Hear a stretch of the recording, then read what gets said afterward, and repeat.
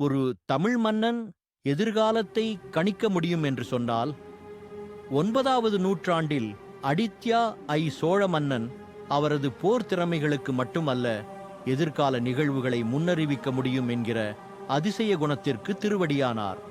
அவரது ஆட்சியில் நடந்த ஒரு கதை நவீன காலமும் கூட வியக்க வைத்துள்ளது. சோழர்களின் அரசே என்றும் போரில் சிக்கி நீர்ந்தது. தமது நிலத்தை விரிவாக்குவதற்கும் எதிரிகள் ஆக்கிரமிப்பதற்கும் படையெடுத்துக் கொண்டிருந்தனர். ஒரு நாள் ஆதித்யா தனது படைகளுடன் போர் நடாத்தும் போது எதிரிகள் பெருமளவில் அதிகமாக இருந்தனர். சோழ படை முற்றிலும் ஊழியர்களுடன் கலங்கியிருந்தது.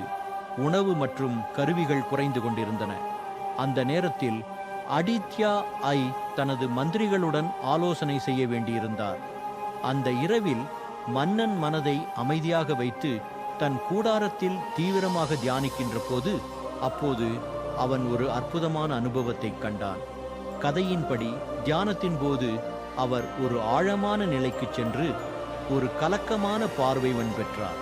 அவள் பார்வையில் போரின் முடிவை அவன் தன் கண்களில் காணக்கூடிய வகையில் அவன் எதிர்காலத்தை கண்டு கொண்டான். அந்த பார்வையில் எதிரிகள் மிகுந்த பலத்துடன் இருந்தாலும் சோழ படையினர் முக்கியமான நிமிடத்தில் சரியான படைப்பு எடுத்தால் அங்கு ஒரு வியக்தியான வெற்றி கிடைக்கும் என்று காட்டப்பட்டது. அந்த பார்வையை அனுபவித்து ஆதித்யா 1வது உடனே தன் படைத்தலைவர்களை அழைத்து அந்த கணித்து பார்த்த முறைப்படி படையை நடத்த சொல்லினான். அவர்களின் கண்களை பார்க்க அது ஒரு ஆச்சரியமான மாறுதலாக இருந்தது.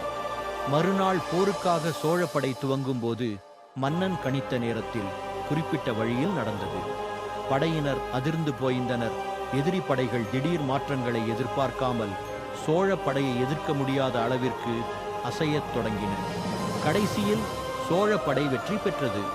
போரின் முடிவின் பிறகு ஆதித்யா 5வது எதிர்காலத்தை கணித்த திறன் பற்றி மக்களின் மத்தியில் பரவியது.